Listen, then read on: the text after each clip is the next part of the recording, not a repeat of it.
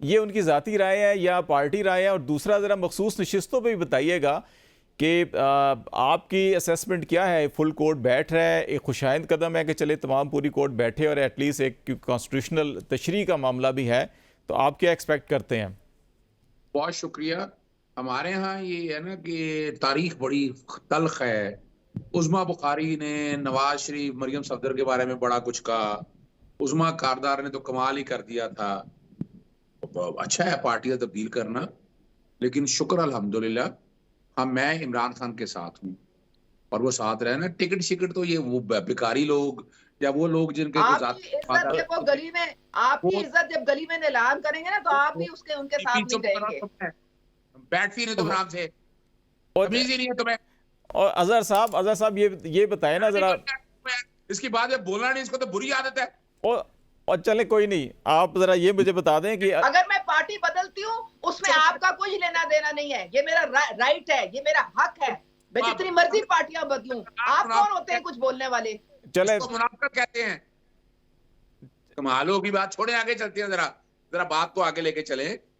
देखिए बात फिर वही है ना, आईएमएफ का।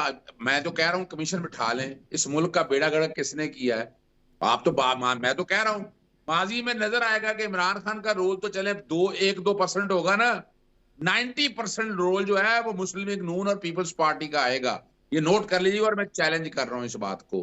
और आपको पता है साइकिलों पे जाने वाले इनके एमएनए एमपीए आज जहाजों के मालिक हैं, आज आज जमीनों के मालिक हैं। मैं उन पे अगर जाऊंगा तो आप परेशान हो जाएंगे। हमने कहा, हमने तो उस्मान बुजदार के अगेंस्ट भी नैब की इंक्वायरी हमारे दौर में होती रही हैं, अलीम खान के दौर में, हमारे दौर में नैब की इंक्वायरी होती है। हम इन बातों में नहीं पढ़ना चाहता। बात सिर्फ बात है कि आगे चलना कैसे आपने। वो बड़ी जबरदस्त बात आपने की, वो इनके पास कुछ नहीं है। इन्होंने तजर्बे कर लिए, पीडीएम 1.0 आया, तबाह कर गया।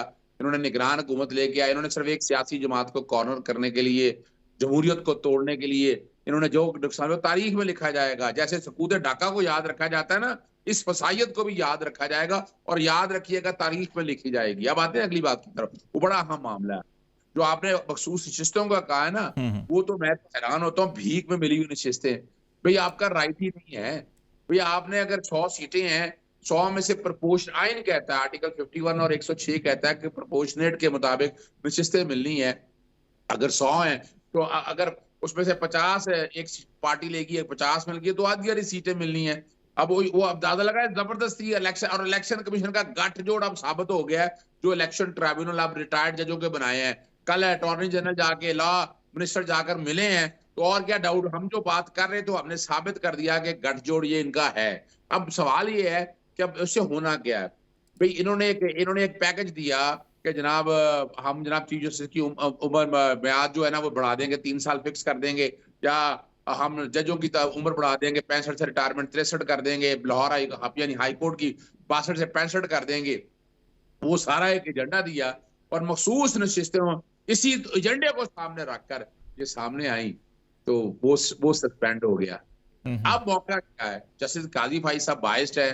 हमारा इरादा यही है कि उनके बेंच में मौजूद होने का हम एतराज उठाएंगे और वो अभी फाइनल हो जाएगा, सारा सामने आ जाएगा। ये आपकी लीगल टीम फैसला कर चुकी है एतराज उठाने का कि मुतजाद खबरें हैं?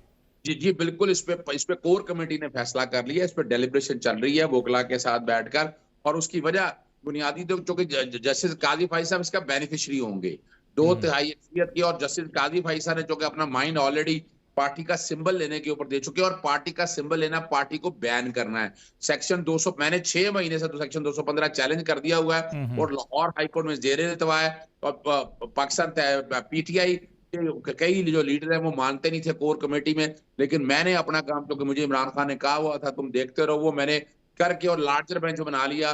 5 जून को इस्लामाबाद हाईकोर्ट में भी लगा हुआ है, और सेक्शन 215 अगर अल्ट्रा वायलेट डिक्लेयर हो जाता है तो ये पार्टी सिंबल, इंतखाबी निशान लेना, ये सारा कुछ हवा में रह जाएगा। लेकिन मौका है जस्टिस काजी फैसल के पास कि वो जो पीछे बायस हुआ है, जितना कुछ काम किया है उनके, आपको तारीखी याद होगा जस्टिस गुजार के दौर में जब ये इमरान खान के खिलाफ सुओ मोटो एक्शन वगैरह लिया करते थे, तो बेंच ने रोका था। वो ऑर्डर मौजूद है, इसमें रोका था कि ये इमरान खान या किसी केस में नहीं होंगे।